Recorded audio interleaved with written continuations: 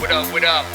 All my scientists, my artists, my philosophers, my geneticists, my roboticists, my biologists, my archaeologists, my astronomers. Let's get busy. This has been Busy from the Burbs. Chip. Good morning, good afternoon, and good evening, ladies and gentlemen. This has been Busy from the Burbs, recording in Osaka, Japan. I hope everyone is well. Again, per the last podcast, some time has elapsed. I've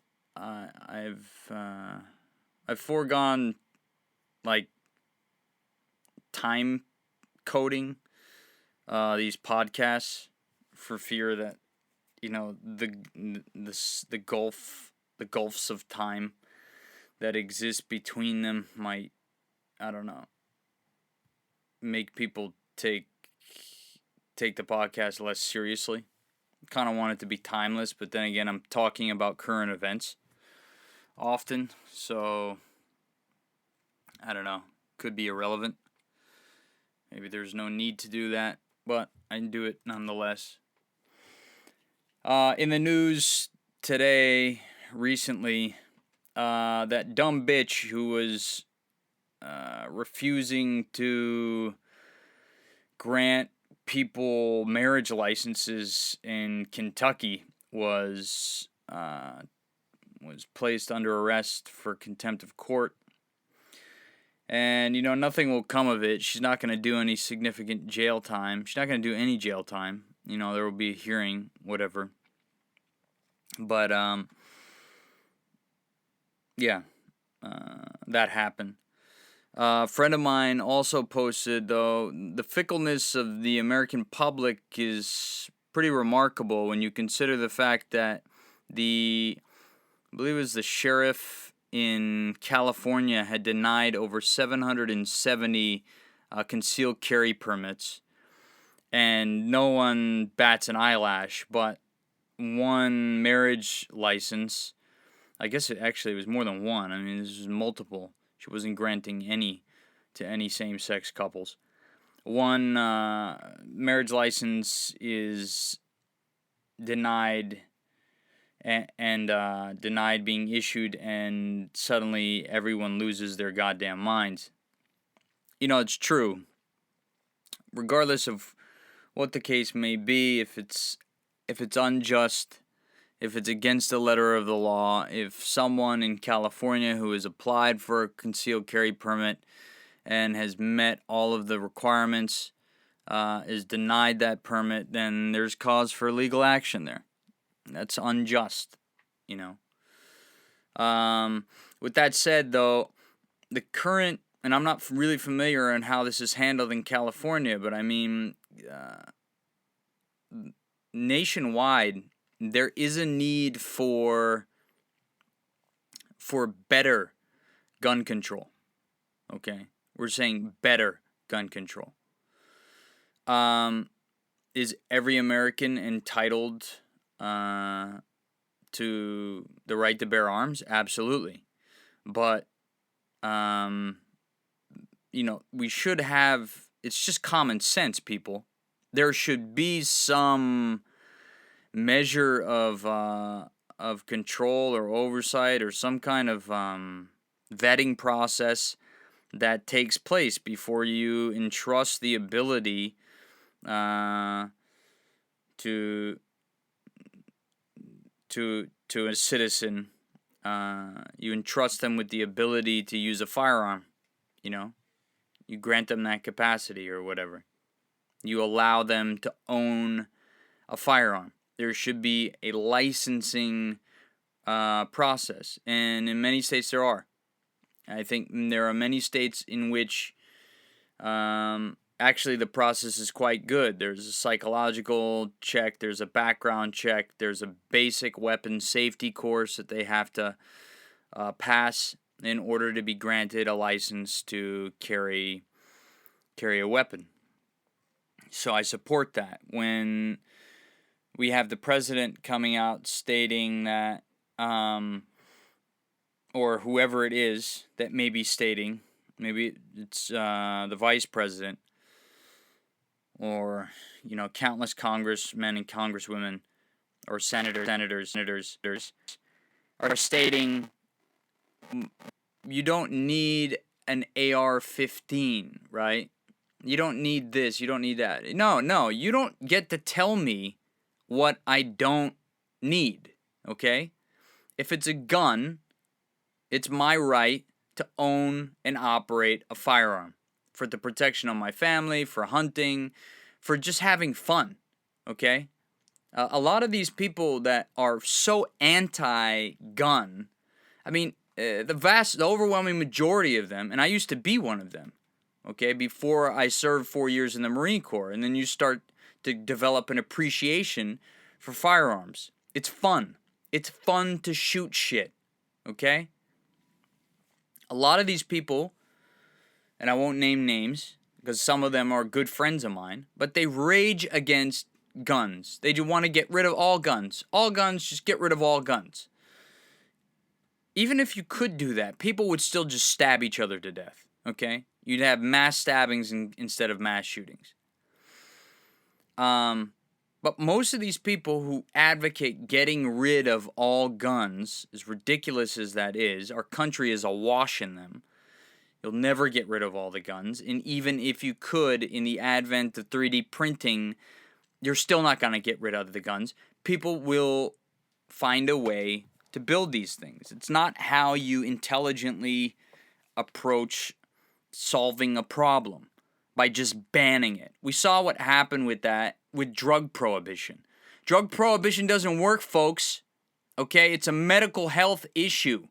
You can't just ban it and expect it like you're sweeping it under the rug by banning it. That's effectively what you're doing. That doesn't produce good results. It doesn't produce sustainable results. It doesn't produce effective results. What produces results is education, okay? Education, kind of the destigmatization of whatever it may be. Prostitution, drugs, guns, whatever it might be, alcohol, okay? You remove the stigma, you legalize these things, but you kind of, you implement controls, you implement safety measures to ensure that no one's getting hurt, that everyone that you are entrusting with a license to own and operate a firearm, I don't know if that's the correct verbiage there, if you operate a firearm. When I'm shooting a gun, am I operating the firearm? I guess because it's kind of like it's a simple machine. So yeah, you're making sure that these people that you're entrusting the ability to own and operate a firearm are responsible, educated, and you have no, proven, history of mental instability or whatever the case may be. Even if that were the case, I mean, I might have had some difficulty getting a firearm permit because of some times that I went through when I was in college, early in my college years. Actually, all through college. It was pretty hectic psychologically. But I was never admitted to a psychiatric hospital or anything, but I had my fair share of issues, right? For someone like me, if I had gone into a gun shop, I should have been administered there should be basically a psychologist, a psychiatrist, someone on staff there, okay, that's going to be able to just quickly, I don't even know if quickly is the thing, right? Quickly vet the person. Maybe not there, right? Right, maybe not there. For example, if you have poor vision, they're going to administer a basic eye exam at the DMV. If you can't pass that, you need to go see an ophthalmologist, see an optometrist, get fitted for glasses, and then come back, right? So this is something that we'd have with national health care, you'd have the psychiatric examination capability to basically refer people who are applying for a gun license, a gun permit, to go out. They see the professional, they undergo the battery of tests, whatever they might be. They come back, okay, they have that box checked off. Next up, background check. Quick, okay, we do a background check, nothing comes up, okay, they got that box checked. Next up is the weapons safety class, right? With a short examination, okay? And then maybe even going so far as to being like, you need to hit black if you're going to, that's a figure of speech to refer to hitting the target in the target area. You have targets. The target area is usually it's black on white, okay? So it can be seen at a distance.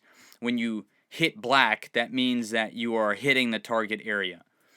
That needs to be clarified, because if you take it without the explanation, there are just connotations there that can lead you into a minefield. So that's what it means. Maybe going so far as to requiring the person who is applying for the permit for the gun license to be able to show that they can hit a target. Okay?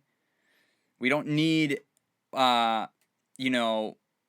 some idiot who just buys a gun, and then when it comes time in the event that he or she would ever have to use it, that they're shooting all over the fucking place and hitting nothing, right?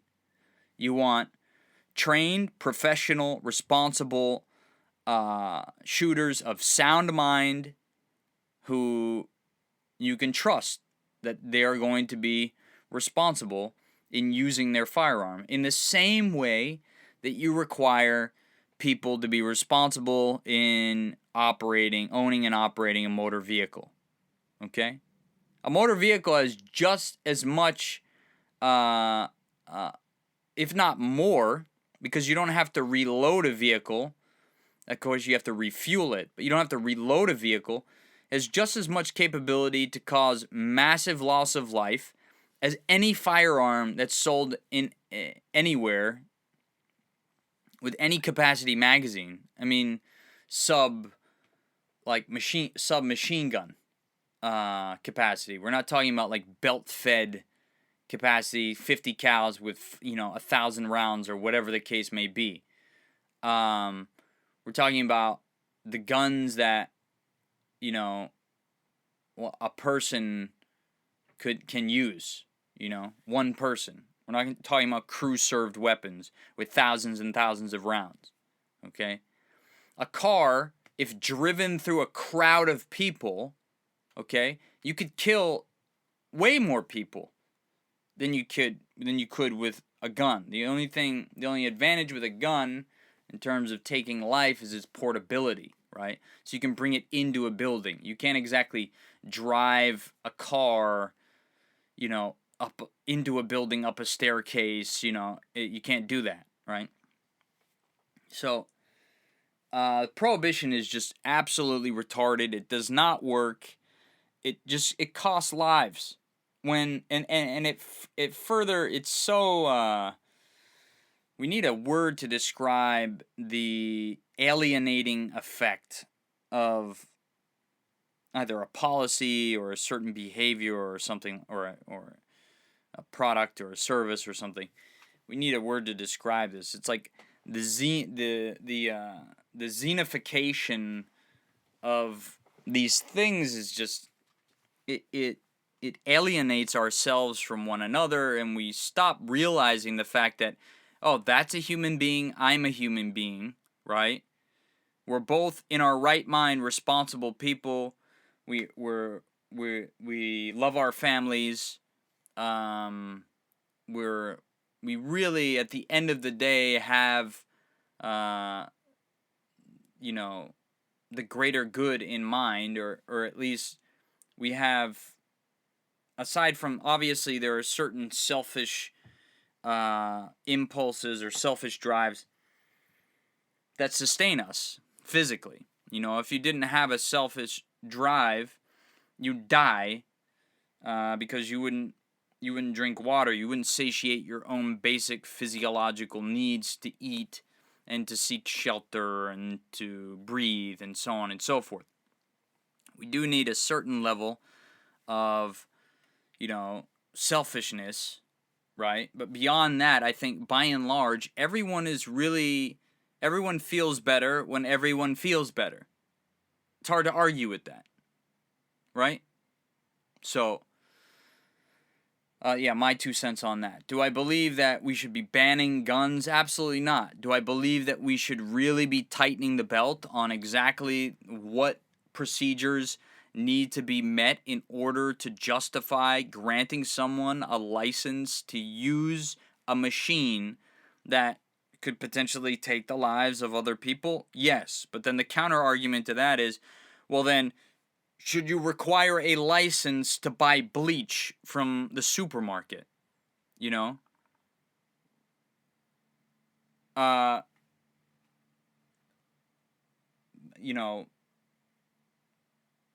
the son of some mother who's sent around the corner to pick up more bleach so that they can get their whites whiter or whatever. He's going to clean his karate gi. Here's $5. I don't know how much bleach is these days. Living in Japan, they have really, really weak bleach. It kind of pisses me off. There are more important things to get pissed off about. But yeah, so mother gives her son, $5 for bleach. Says, go around the corner and buy this. We're gonna get your karate gi whiter, right? So he goes around the corner, and the corner store says, well, where's your license for that? It becomes absurd at some point. When do we require identification, and what constitutes a responsible agent given any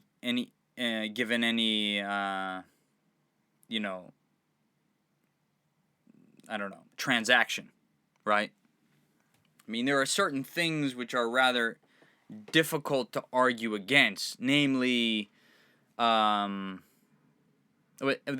is gray area though in all of this. Age of consent is a huge one, right? I mean, some people see this as black and white. Others, depending on the age of the person, they 16, 17, 18, physical maturity, how do you gauge that, right? Sexual maturity, how do you gauge that? Right now, policy states, at a federal level, 18 years old, right? That is the determining factor for what would constitute an adult, right? Capable of being able to consent to sexual relations. The states have it different. There are different states with different ages of consent. In countries, there are vastly different rules about age of consent. And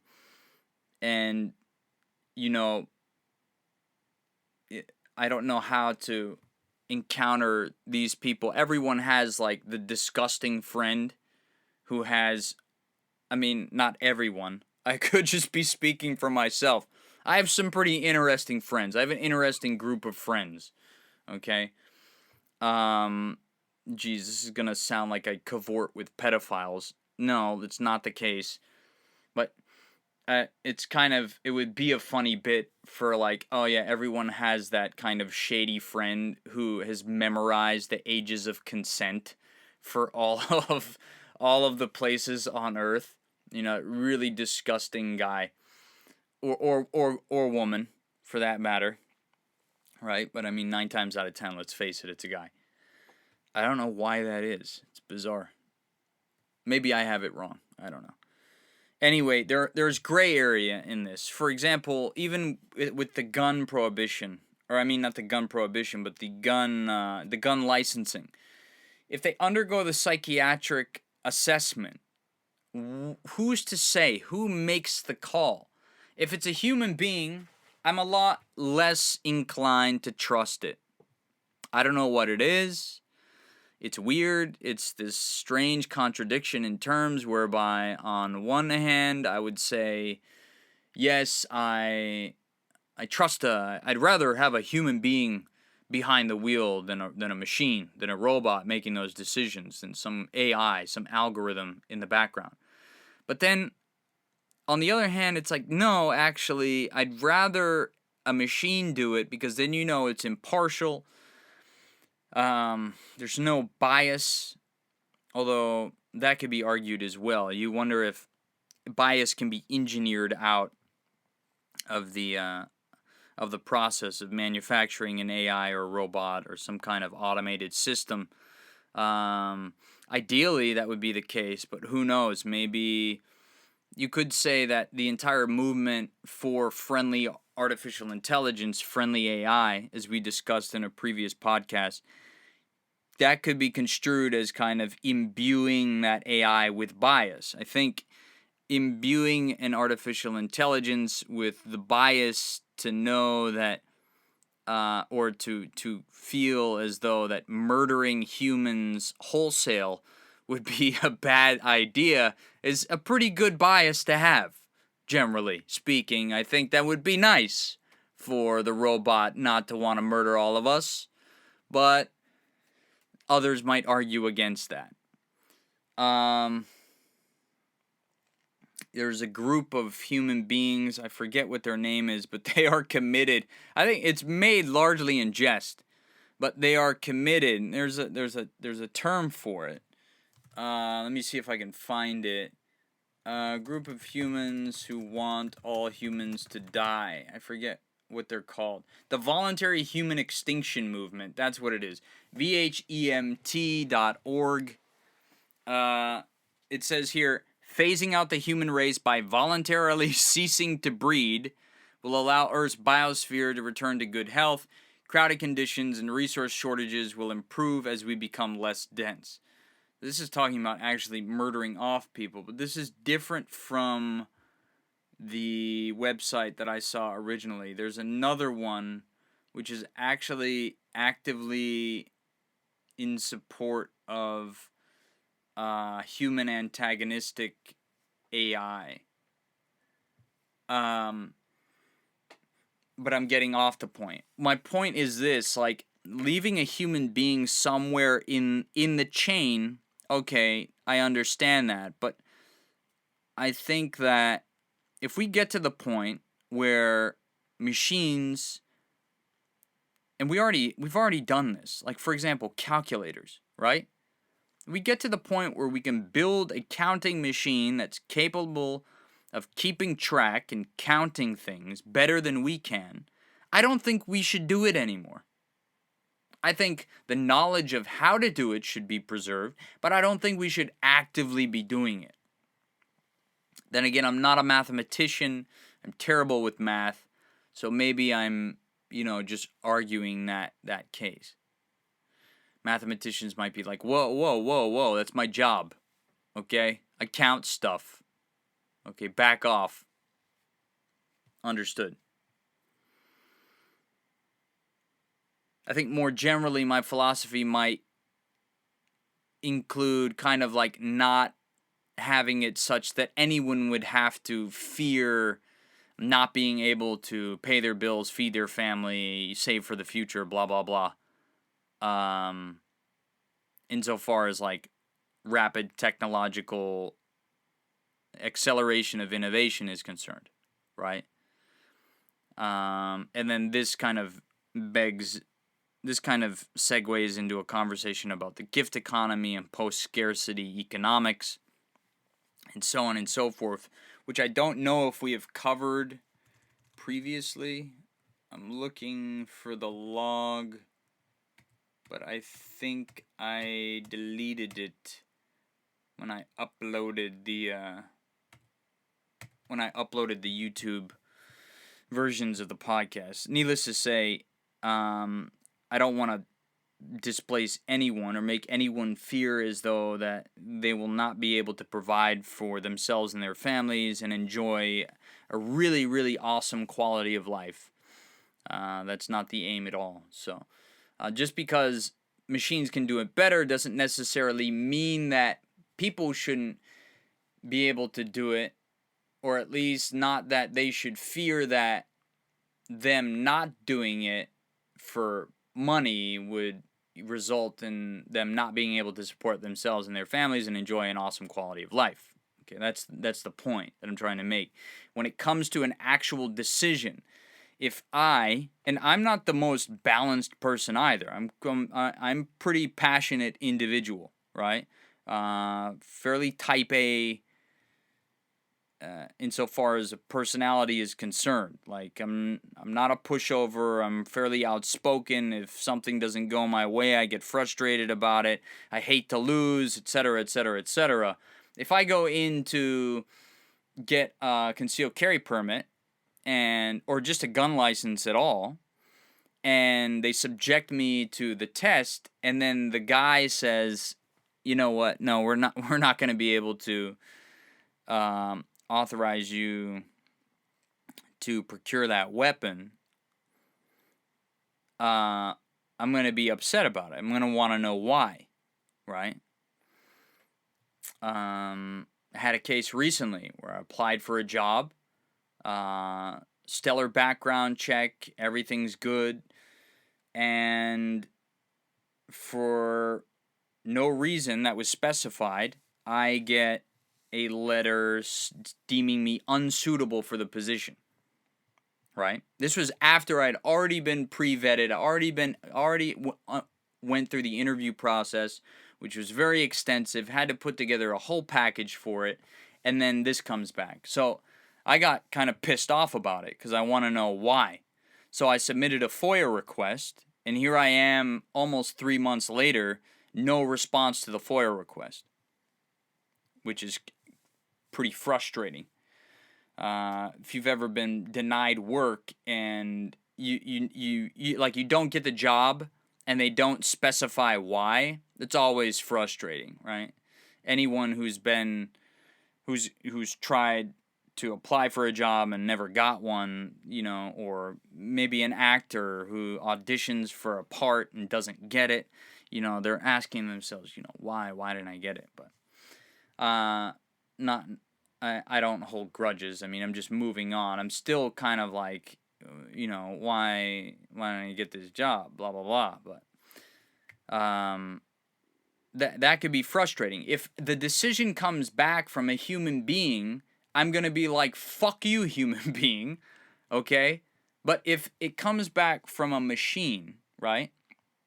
If we abandon the idea that people are broken, they're irreparable, and there's nothing that can be done. So sorry, you didn't get the job, you didn't get the gun license, you didn't get the license to procreate, you didn't get the license to drive, whatever the case may be. If the decision comes back and it's one where it's like, okay, yeah, you didn't, but it's for these reasons, right? And a machine or some kind of synergistic intelligence whereby you have a human being and a machine working in tandem to kind of deliver this analysis. These are the reasons why. This is what you can do to improve. You can study harder for the test. You can try these breathing exercises. You could go through this course or that course or whatever the case may be. It might make it kind of a lengthier process to get finally certified, but there's a path, right? There's a path to whatever it is that you are trying to get, or at least they'll give you some feedback in knowing why didn't you get it, so that you yourself can go back, kind of retool, and then attack it again, right? If that was delivered by a machine, I'd be much more apt to kind of like receive it more dispassionately, but I don't know. I'm a passionate guy, so I would probably find some way to get pissed off about it.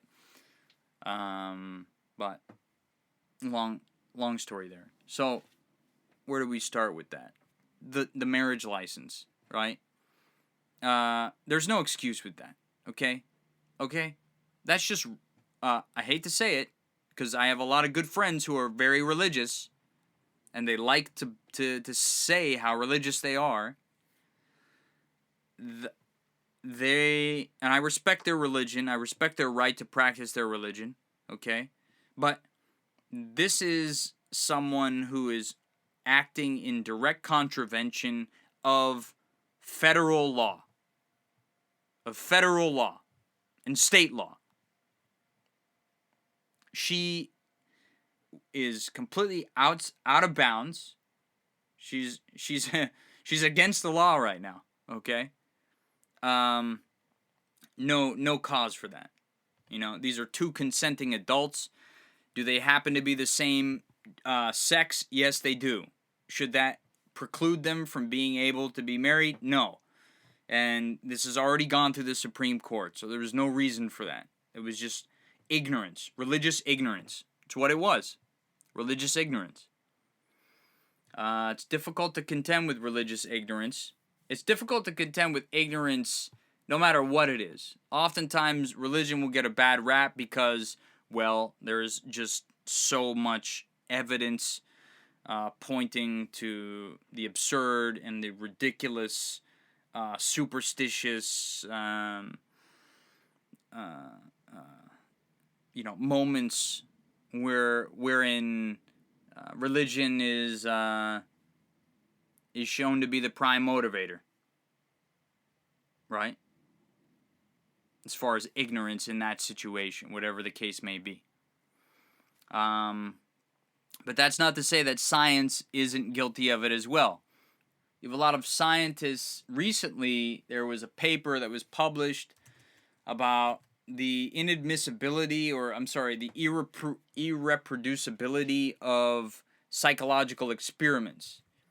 Irreproducible psychology. Do a query.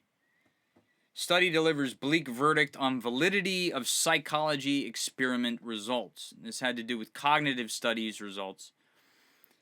Of 100 studies published in top-ranking journals in 2008, 75% of psychology experiments, 75%, and half of cognitive studies failed the replication test.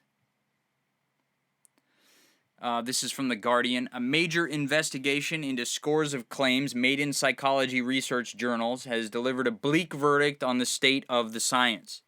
Now, many people in science and science enthusiasts like myself who engage in the debate, have known for some time there is a distinction between the so-called hard sciences and the so-called soft sciences. Not to say that social science and psychology and so on and so forth, that these soft sciences don't have, that they aren't meaningful, that they don't contribute something valuable to the discourse, but by and large, they've kind of been ridiculed by hard scientists for just the shoddy experimental, for lack of a better expression, the experimental architecture, the experimental framework that they apply to getting those results, the way that they design experiments, everything in a psychology experiment is ultimately objective. Unless you're in cognitive psychology, you're doing a lot more with neuronal impulses and like actually tracking corporeal, like actual measurable phenomena, right? But by and large, besides cognitive psychology, I mean, there isn't a lot there. You have big data, which has come in, which has really helped to put new wind into the sails of social sciences by helping, and well, statistics has for a long time. If you have a statistical, evidence to suggest that certain phenomenon is taking place, you can look at those statistics. You can gather those statistics. Yeah, it might be under the auspices of the soft sciences, of the social sciences or psychology, but it's valid nonetheless. It's data. You've collected it. You've parsed it. You've presented it. You're able to visualize it, and you're able to kind of infer or deduce conclusions based on this data set that you've accumulated. So it's not completely. They're not completely. It's not complete bullshit. It's not completely worthless. There's some meaning in it. Okay. But there's also a lot of bullshit. Okay. Then the inability to reproduce the experiment could be as a result of the fact that, the human being in vivo is just a very difficult animal to observe, right? We have some means by which to measure them, maybe without them knowing, but even in those cases, that's considered unethical, right? So the social scientists are kind of shackled on both ends. On one side, yes, they could make observations of someone without their knowledge and kind of get a better, more clearer picture of whatever phenomena it is that they're studying. On the other hand, if they don't get the assurances, if they do that, if they gather the data without the subjects knowing, they're unethical, right? They're breaching a certain ethical boundary.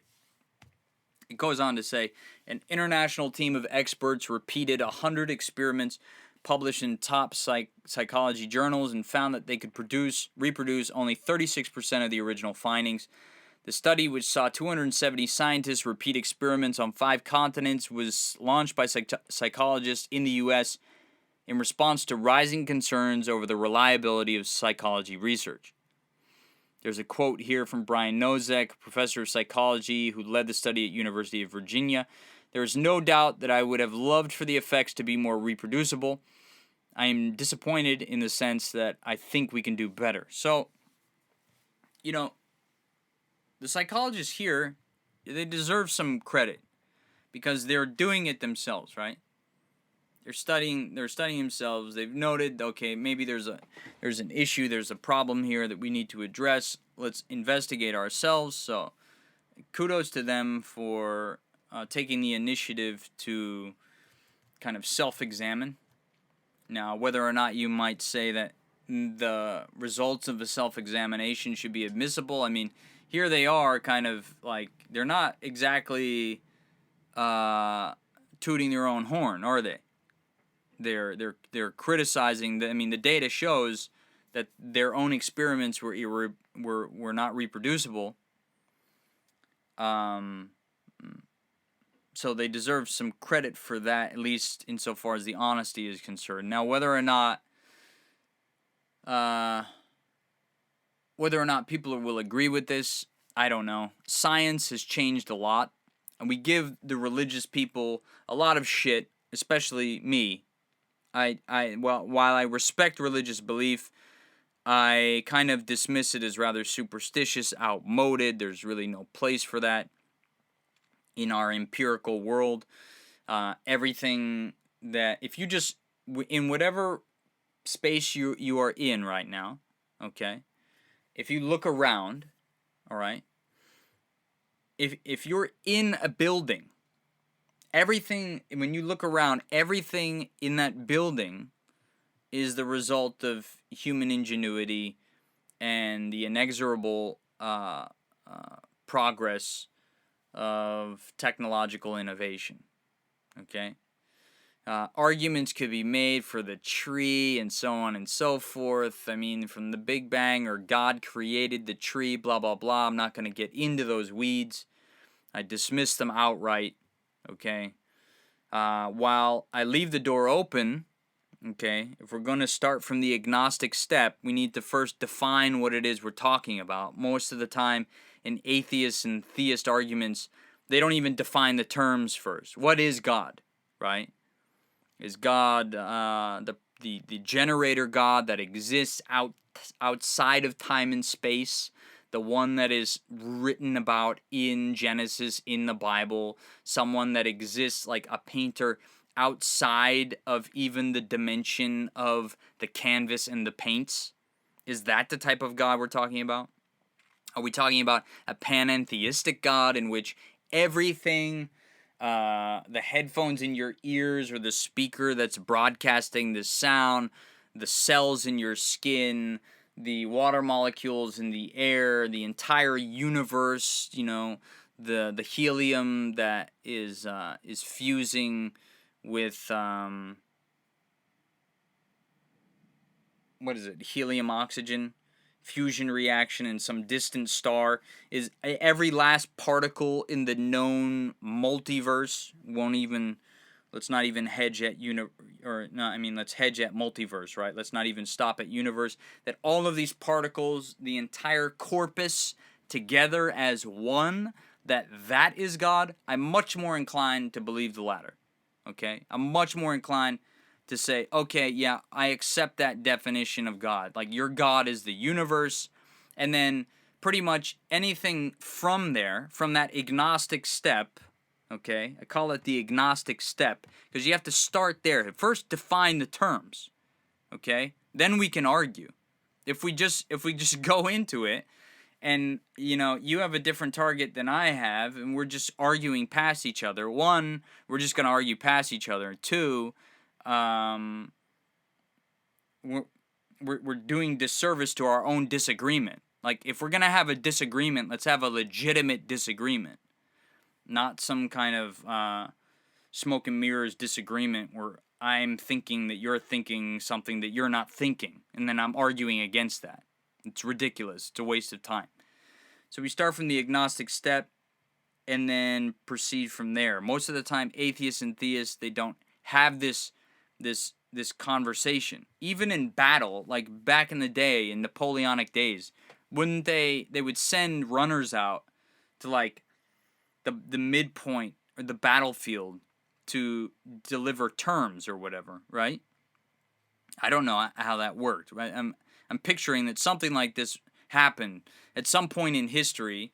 The generals for the opposing armies would come out and like agree to terms and then go back and then fight, right?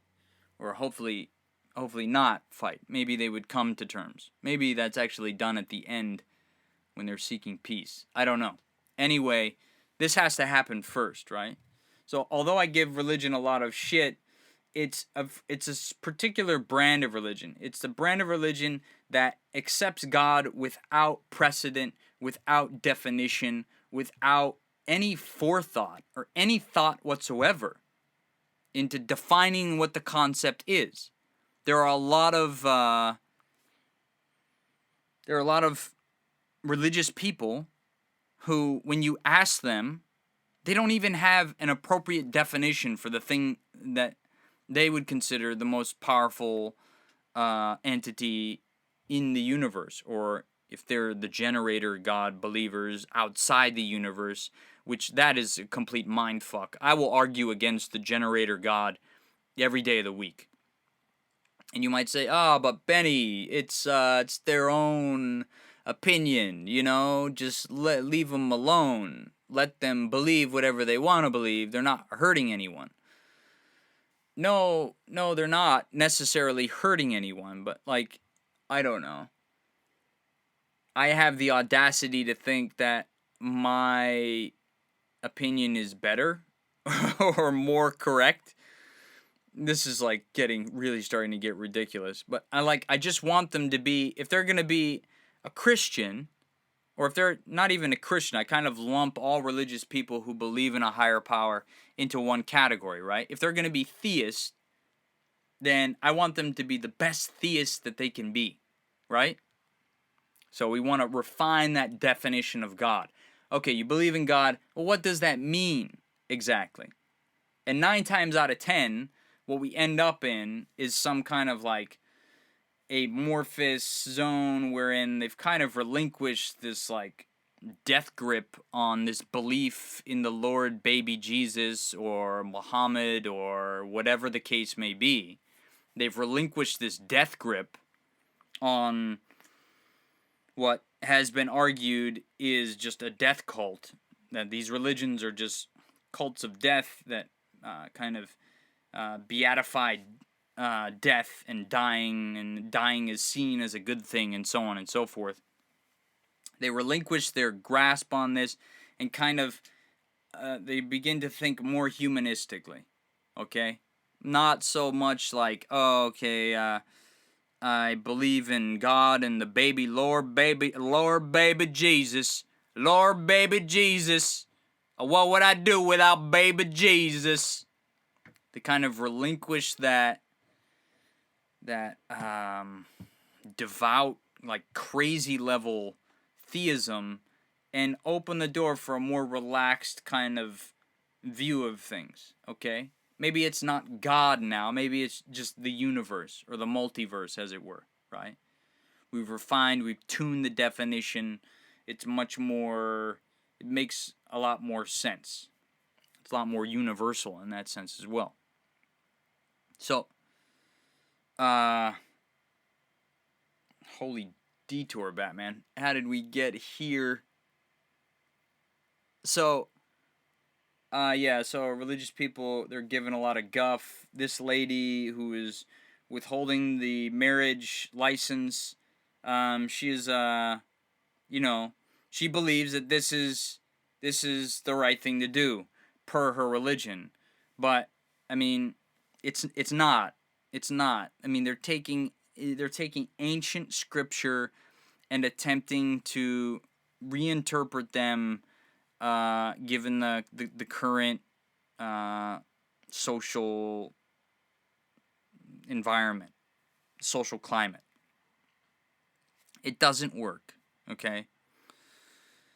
While the Bible, while the Quran, while the Upanishads, while the Tao Te Ching, while the Confucius meditations, while they may have some, while the Torah, okay, well, the Bible includes the Old Testament, the Torah, so we'll just put them all together. The Zohar, while these old ancient texts might have some really great wisdom in them, we should not be using them. We should not have the audacity to think that we know how they should be interpreted. Like, we know how they should be read. Okay? I'm pretty sure that the Bible itself, like the original copies that were translated, right, from ancient Koine Greek and Aramaic, I'm pretty sure that they were that they weren't written in English. Okay? So maybe something was lost. I teach kind of part-time here in Japan. We just got back from this huge training camp for kids, okay? And on the bus ride there, we played the game telephone, right? Everyone knows how to play telephone. You say something, and then you pass it to the next one, you pass it to the next one. And the original sentence was, I like chocolate pizza, okay? And then by the time those sentences got to the end of the bus, all right, one of them was, I am Japan, okay?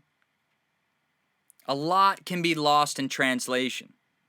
For us to think that we should withhold a marriage license because of our own personal interpretation of this text, let's be honest. We're just bigoted, right? We're just homophobic. That's all we are. We're racist against gay people. You can't really say that. You're homophobic. We are not racist, but we discriminate against people because of their sexual orientation. Let's just be straight up with it. When I was a child growing up, I was, I guess it wasn't It definitely wasn't recently. Okay, there was a transformation that happened with my thinking a while ago, but for the longest period of time, I harbored an intense, irrational. I was homophobic. I was an ex. I was. I mean, going back even as not so far back as like 2000, the 2000s, 2001, 2003. I was recording rap music where I was making liberal use of the word faggot. I was making liberal use of expressions that that would kind of portray people as less than who they were by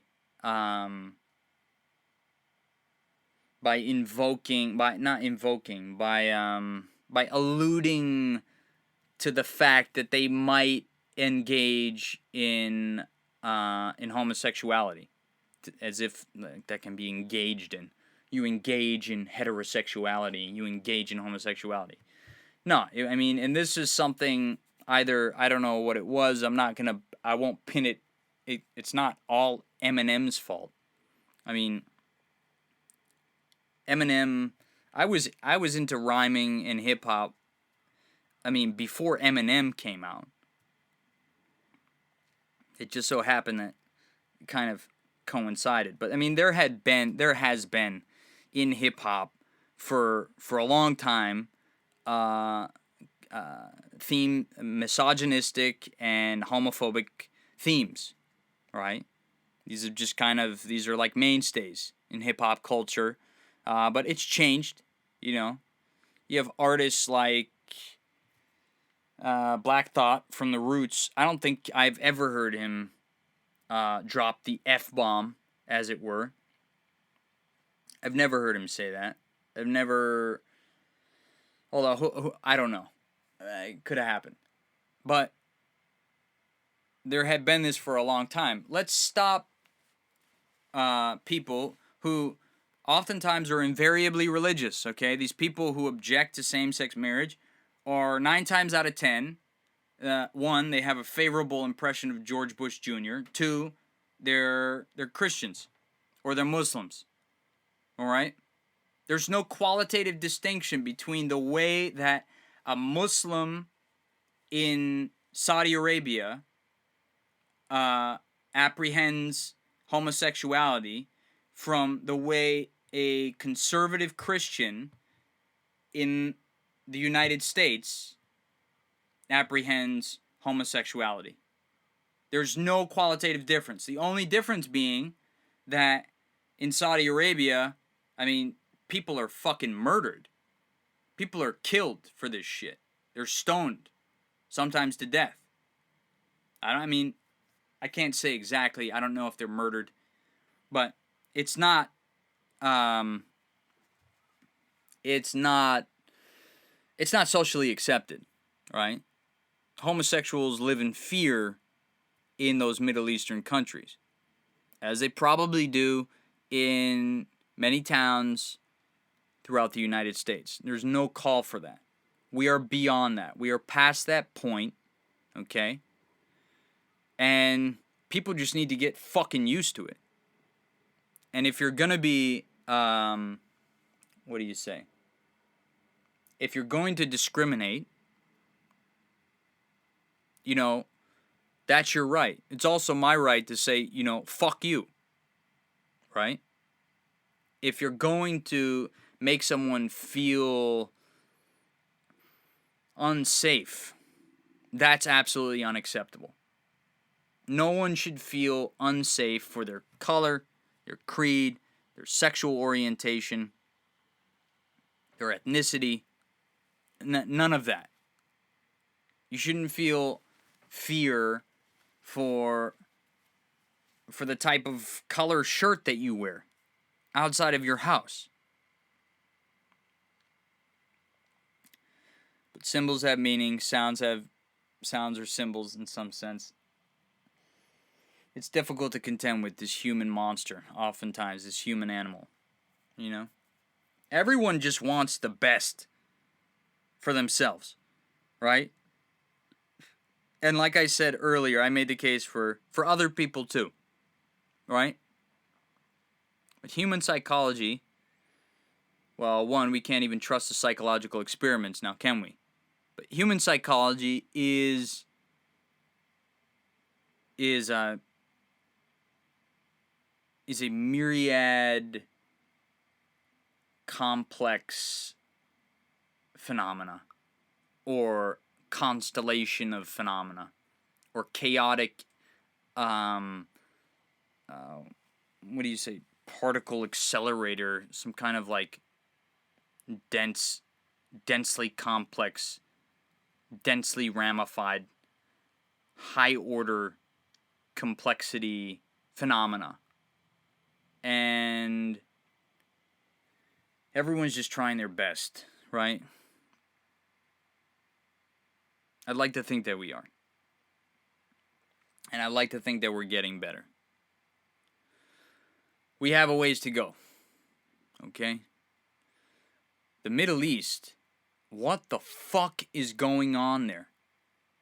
Can somebody fucking explain that to me? Why the fuck are there so many fucking bombings and killings?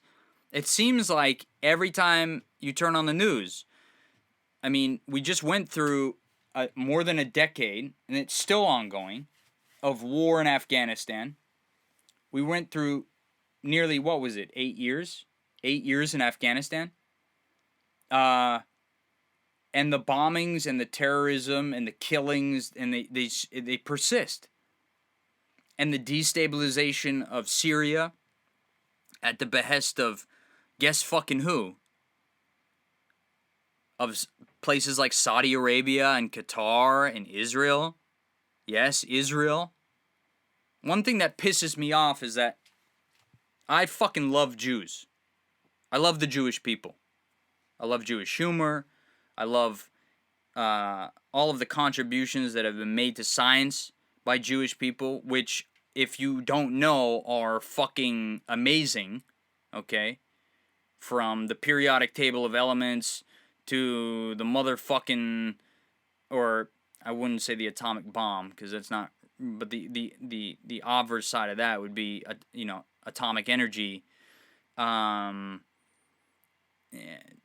Just the contributions are incredible. What fucking really frustrates me is seeing vindictive, vengeful, hateful Israelis.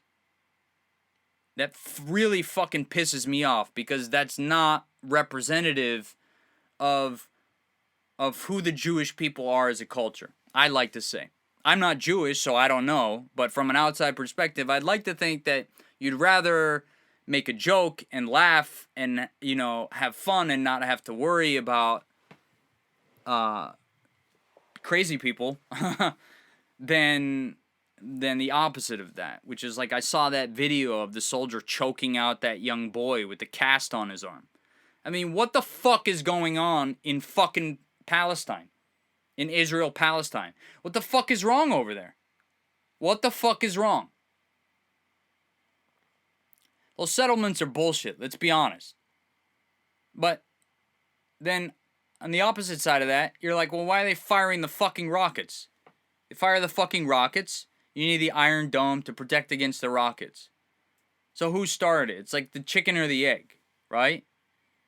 Jews and Palestinians lived together in that neck of the woods for hundreds and hundreds of years, probably more than that.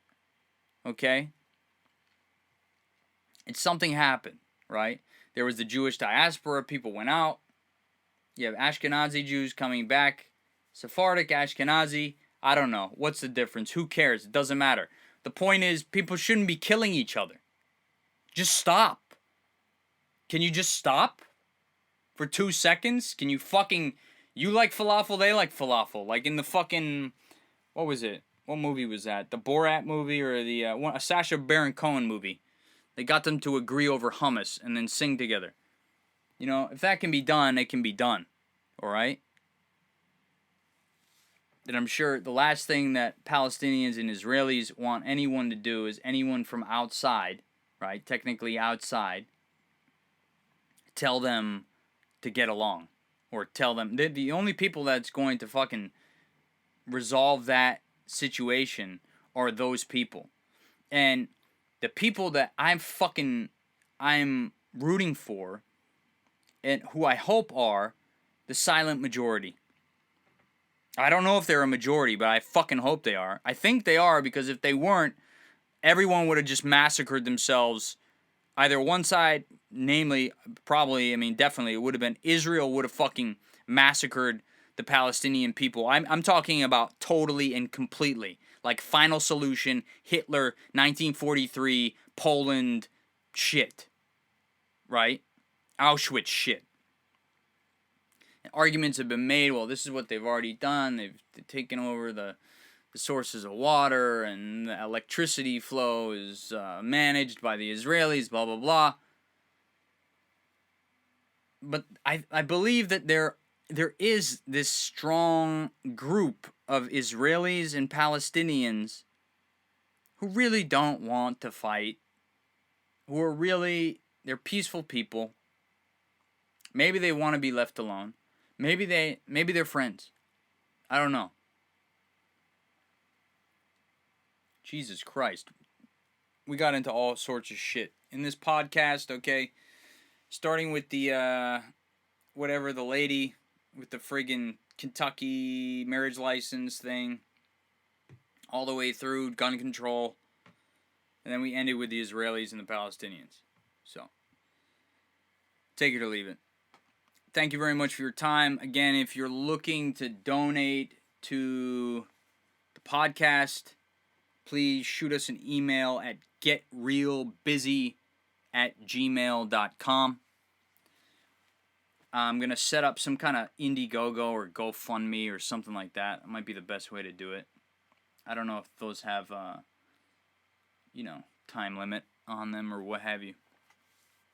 Well, we'll see where that goes. If you have any suggestions or ideas for how to make the podcast better, please send me an email, getrealbusy@gmail.com.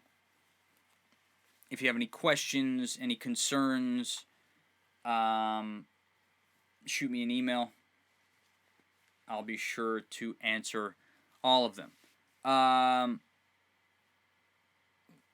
have information on the YouTube videos. I'm currently looking for web hosting. We're in the process of that. By the time you hear this, we might already be up and running. But those requests for funding or for support in any way, however you can lend your support, would be much appreciated. Again, send us an email, getrealbusy@gmail.com. We appreciate all your support, all the support that the community's given us, the community meaning the world that listens to us, that listens to me. To be honest, it's a one-man show here.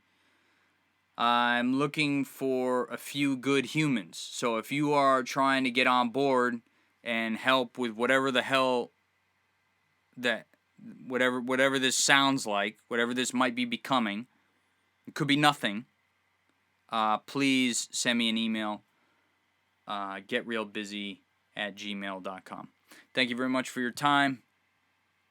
Good morning, good afternoon, and good evening. World peace.